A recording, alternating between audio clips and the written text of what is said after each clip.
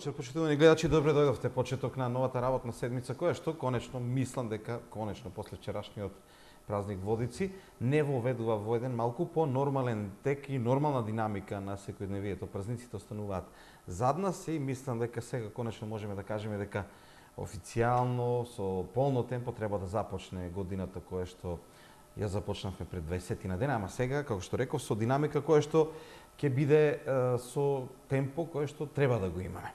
И нашата емисија цело време го има тоа темпо и продолжуваме со него. Овој пат, на почетокот на годината, да видиме што се случува во Фондот за пензиско и инвалидско осигурување на Република Македонија, кој што, како и многуте други области, помина години на реформи, кои што, за разлика од другите области, се приведени прилично при крај. Треба веќе да гледаме кои се бенефитите од тие реформи, што се случува, како се оди во пензија, што добиваат пензионерите практично со тие реформи кои што полека, но сигурно привршуваат.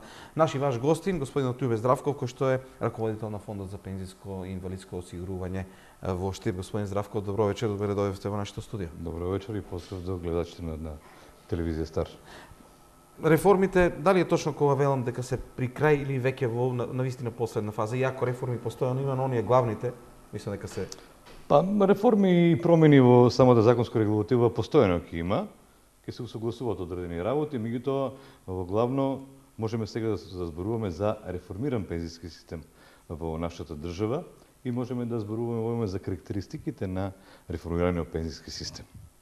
Така, тоа е оно што е резултат на последните 5-6 можеби и повеќе години. Што е она клучно што донесе овој реформиран? Па ја прво би рекол дека секоја реформа се прави во одреден период кога одредени проблеми се напластуваат и тие реформи се неопходни за да може да системот обстои, значи да биде одржлив.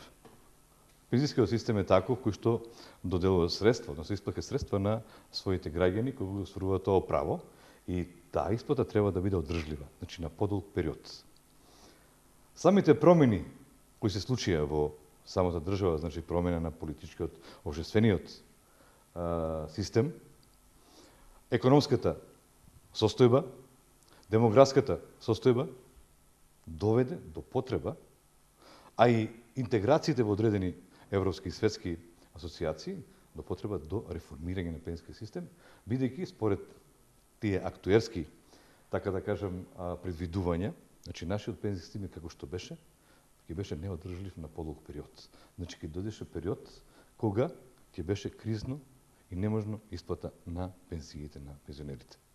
И затоа тоа се уводно елементите кои што допринесоа да почне да се донесуваат законски решенија со кои се темелно реформира пензискиот систем во оваа држава. Од време на време ќе забележиме во медиумите информации кои што можеби се последица на одредени политички состојби и препукувања, можеби и на некои реални анализи, кои што го поставуваат во прашање одржливоста на системот, дополнувањето дека ќе дојде ред да не може да се исплатат пензии. Дали во таа насока е се во секој случај, значи реформите во било се прават единствено да системот може во иднина да функционира.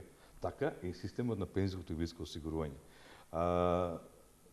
Еден столб кој што постоеше понапред, државниот столб, не гарантираше, земајќи во сите инпути кои ги има во нашата држава, дека во иднина ќе има така да кажам безгрижно исплата на пензиите. Значи се предвидуваше дека ќе дојде до замалена економска активност, до намалување на вработеноста, разни други фактори кои што ќе нема да можат во одреден период да ги задоволат средствата. Да се пополнува фондот. Да се пополнува фондот. Државата како држава учествува со одреден процент од буџетот во овие реформи, меѓутоа целата е да понатаму веќе државата што помалку во буџетот се издвојува средства за исплата на пензиите. Ние сега сме свесни дека во овој момент во буџетот на Република Македонија едно 25% од потребите на фондот се задоволуваат преку буџетот. Меѓутоа тоа е и беше предвидено и се знаеше самите реформи. Бидејќи понатаму ќе објаснам што се случуваше, кои се тие реформи, како се поделија средствата, за да може да обстојува сегашниот систем, а во иднина да биде одржлив. Така, можеби пред да преминеме на тој дел, како и што значи за пензискиот систем во Република Македонија воведувањето на вториот столб, па сега и трет мислам дека веќе го имам. Па би сакал малку вака поподробно да го објаснам, значи овој наш сега тростолбен пензijsko-инвалидски систем. Значи првиот столб, оној што беше државниот кој работи на начелата на социјална праведност и генерацијска солидарност. И е задолжителен. Задолжителен во секој случај. Што значи тоа? Значи, чиме социјална праведност, мораме да имаме некоја преисплата на пензија, некоја праведност помеѓу најниските и највисоките износи. Разликуваме најнизок износ на пензија, но разликуваме и највисок. Значи, ако пензијата биде на некој, така да кажем, 50-60 денари, бидејќи во целиот свој работен век има високи функции, високи плати, да кажеме, би требало да му биде голема пензија. Не, пензијата е максимизирана. Во овој момент околу 36.000 денари, меѓутоа имаме и најниска пензија, која е од 6.500 до 7.200 денари, во зависност кој кога го остварил правото на пензија. Значи, во законот има до тогаш кога остварил 6.500, до тогаш 7.200 и така натака. Значи, разликуваме тој дел во првиот столб. Првиот столб, со самите реформи, се намалија приливот во средствата. Зошто? Бидејќи од истиот придонес, 1/3 се слева веќе во вториот, кој се вика капитално финансиран пензijски столб, односно оди на лична сметка на осигуреникот.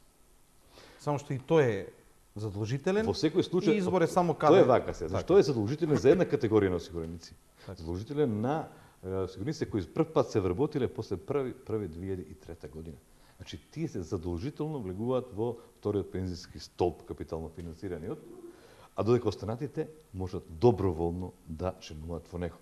Постои еден калкулатор, постоеше и се уште постои, кој може да го насочи самиот осигуреник дали му се исплаќа да членува во двата столби или да остане само во првиот столб. За оние кои што се пред доброволно, тој термин, кои што сакаат.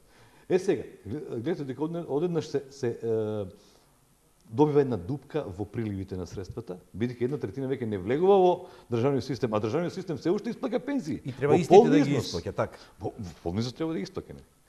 И се ствара таа дупка. Меѓутоа, тоа е пресметан ризик, кој што го покрива буџетот за воиднина, кога ќе се створат услови, да кажам, значи поголема вработеност, поголема економска активност на стопанството во нашата држава, да се слеваат поголеми средства, но и еден ануитет ќе се исплаќа во вториот пензijски столб.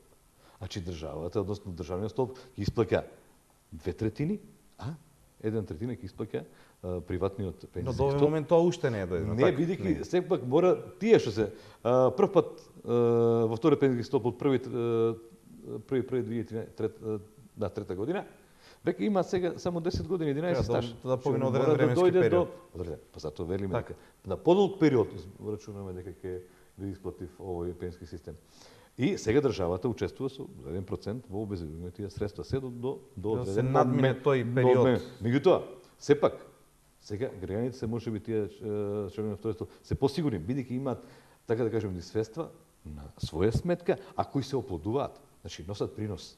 Самите оператори кои се избрани од државата со законот за капитално пензijско и инвалидско осигурување се должни да тие средства ги работат, така да кажам, значи да носат принос и добиваат граѓаните известување каква е состојбата и така натаму. Не секој 6 месеци добиваат која состојба. Се уште многу работи не се јасни на граѓаните, меѓутоа ќе пројде време, да, ги мешаат работите со третиот столб кој што може да ги извадат средствата помалку, овде треба да помине известно време. Значи овие се двата задолжителни кои што рековме, нели? За одреден за сите е првиот столб, за одреден дел е вториот столб задолжителен. Од пред година и пол, значи почна да функционира и со тоа се заокружи реформата и третиот пензijски столб, што значи доброволно пензijско осигурување, пензijско инвалидско осигурување. Тоа значи дека операторите кои што работат во овој фонд, тоа е еден вид штедење, ама со посебна намена, значи тие средства ќе може да бидат искористени во моментот кога лицето ќе остари право на пензија или, не дај Боже, кога ќе треба да се води на семејна пензија, смртно осигурение, наследува, значи веќе по законот за наследство се решава сите тие работи. Ова не е задолжителен фонд. Ова е доброволен. Така. Добро. И тоа функционира во развиените земји. Колку е ова слично со она што често пати ќе кажат австриско осигурување па да си ги уплаќаш? Колку е слично? Бидејќи граѓаните често пати коментираат за такви осигурувања, да си уплаќаат на одреден фонд и да добиват, го имаме тој во држава. И колку е конкуренција на некој начин, оно што ги имаме како странски такви фондови со нашиот третет пензиски. Значи постојат сите тие фондови, Граве, не знам и некои други такви системи кои што гарантираат одредени износи на одредено време, кој ќе дојде за тоа време. Така. Можам да кажам само една работа. Ние знам лично сигурноста на тие средства на вложувањето таму, претпоставувам дека се сигурни, меѓутоа сепак е тоа приватно пензиско друштво, кај нас операторите се избрани од државата. Така, преку тендери. Имаат гаранција, мора да имат гаранција за работењето со тие средства. Значи тие не можат да бидат испод минимумот она што се вложува, само може да бидат над нив со самото работење на самите оператори на третиот пензиски столб или на капитално принесени пензии. За да преминеме на она што е интересно за граѓаните, мислам дека е многу интересно затоа што правото на пензија се остварува врз одредени услови. За старост и за годините коментиравме често пати. И може и за тоа повторно ќе ми кажете и кои видови на права се. Меѓутоа мене ме интересира една друга работа. Современо имаше многу калкулации, можеби од подамна и можеби во овие реформи, да не погрешам, само ќе кажам и ќе прашам. Имаше коментари. Дали се земаат како процент сите години. Па потоа имаше да се земат последните 10 години, па да се земат најдобрите исплатени плати во одредени години. Што е направено на тој план за да биде добро за граѓаните да добијат добра основа? Значи ќе зборуваме за постоечкото решение, так, што предвидува и како се стварува правото на пензија. Значи основицата на пензија, значи основицата она што е една сума која се добие, преку која се применува процентот на стаж. Значи, зависи од годините на стаж, значи колку поголем има пензиски стаж, тоа е подобро, и од висината на средствата, односно на платите кои ги остварил во текот на својот работен век. Но она што е уплаќано како... Значи, на основа на тие средства се уплаќани придонеси. Так. Значи, поголеми износи, поголеми придонеси и така од тоа, значи од уплатеното зависи висината на пензија.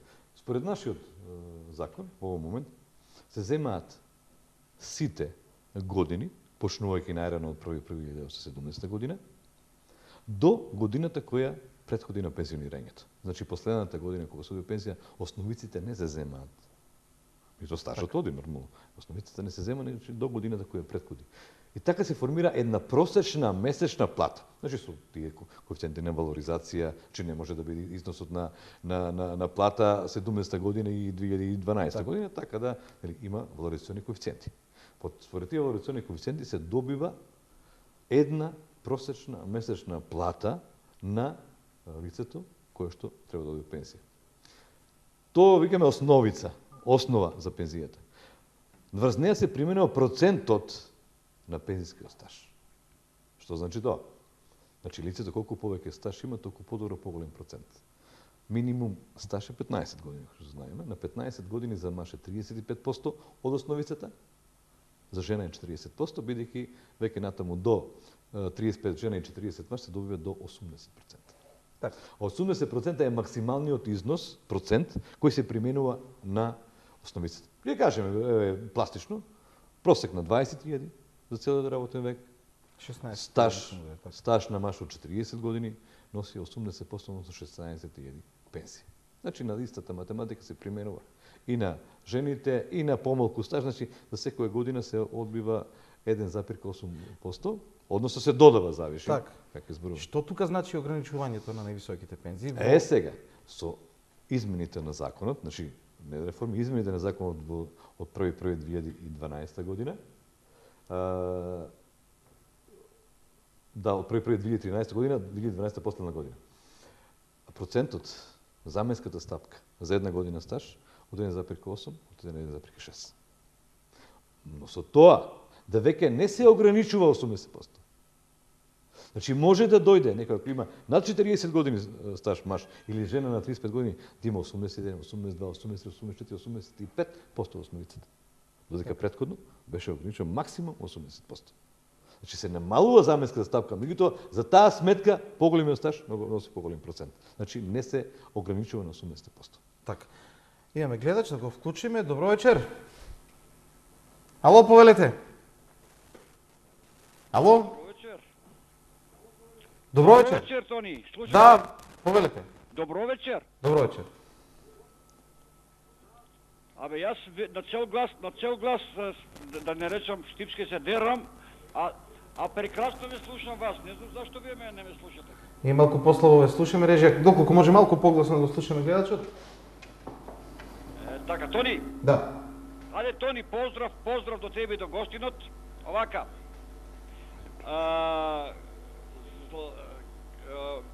Сакам да го коментирам една појава која е присутна меѓу пензионерите и ќе барам одговор од раководителот на ПИО. Знаете што зборуваат луѓето?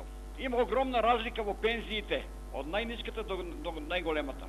Можда не е многу голема, меѓутоа голем процент од луѓето земаат многу ниска пензија, а дел од нив помалку земаат повисока. И сега кај нив владее постои мислењето.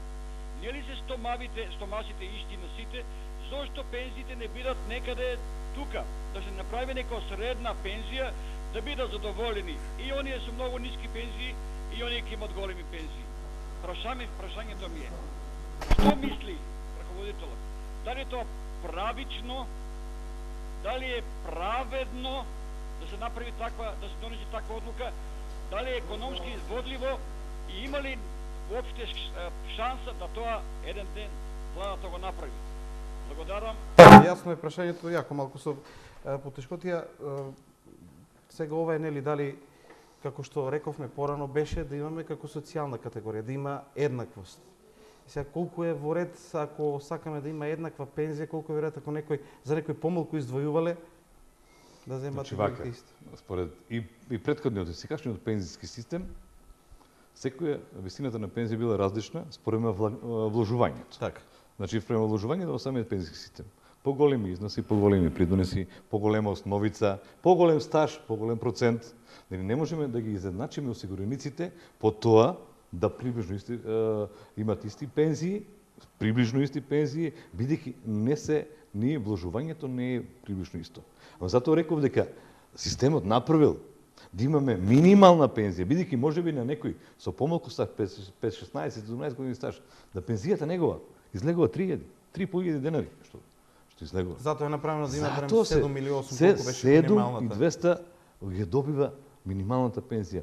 И оној кој што издвојува многу, значи во својот век, дали е тоа од, да кажеме, позиција, дали е од бизнис, не е битно. Значи, тој може би пензијата негова спрема влагањето да излегува и 50, 60, 100 денари. Значи, сега го имаме тоа да бидат колку толку еднакви, за да... ама пак разликата е... разлика мора да постои, бидејќи постои разлика во стаж, значи во висината, во големината на стажот 15, 20, 25, 30 и така натаму. И во вложувањето, значи во самите основици на кои се плаќани придонесите. Јас не можам да зборувам за идни законски решенија, дали би можело да се направи, бидејќи немам ни ингеренција да зборувам за тоа. Знам само одредени држави во светот кои што имаат пензии без влагање. Со самото раѓање во таа држава добива пензија, меѓутоа тие се еднакви за сите. Така. Добро, нов гледач, добро вечер, повелете. Добро вечер, Тони. Добро вечер. Добро вечер, Тони. Ве слушаме, повелете. Вака, се јавувам од Делчево. Сакаме да ве прашаме поздрав до вашиот гостин и до вас. Емисиите ви се многу добри, само едно сакам вас да ве замолам. Да? Дали би можеле ако може во вашата емисија да присуствуваат некои луѓе од трудовата инспекција, пошто во Делчево е тоа прави бандитизам, невиден. Па ве замолувам, Тони, ако може да ни овозможите емисија од трудовата инспекција, пошто имаме голем број луѓе тука по фирмите, по конфекции и други ред работи, да не ги набројуваме, да не ви одзимаме време од емисијата, ве замолувам, ако може да ни ја створите таа емисија. Значи има кршење на правата на работниците, сакате да кажете во Делчево, така? Предпоставам дека е тоа. Добро, благодарам, бидејќи нема прашање за нашава тема. Режија, можеме да одиме со првиот блок на реклами, па се враќаме со другите теми, прашања поврзани со темата за денеска пензискиот систем во Република Македонија, начинот на одење во пензија, она што реформите им го донесува на пензионерите.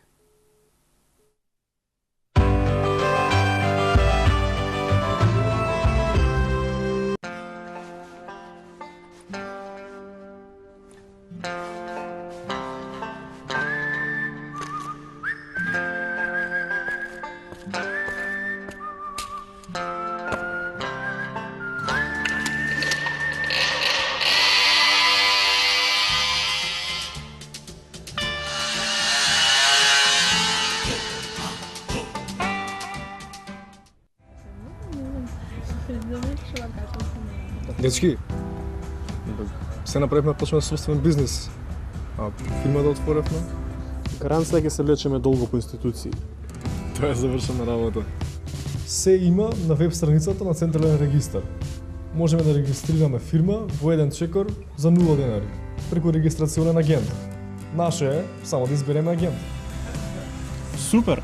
Сега можете да регистрирате фирма во еден чекор за 0 денари, кај регистрационен агент кој може да биде и ваш сметководител. Изборот е ваш.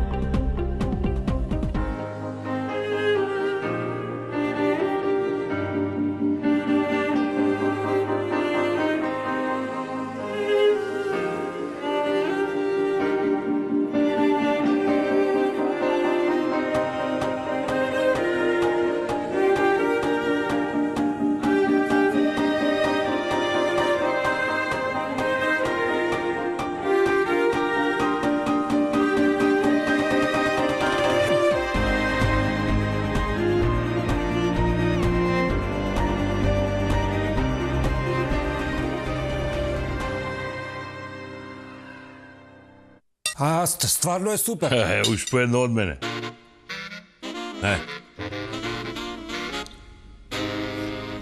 Батка, значи стварно масло е зејтин.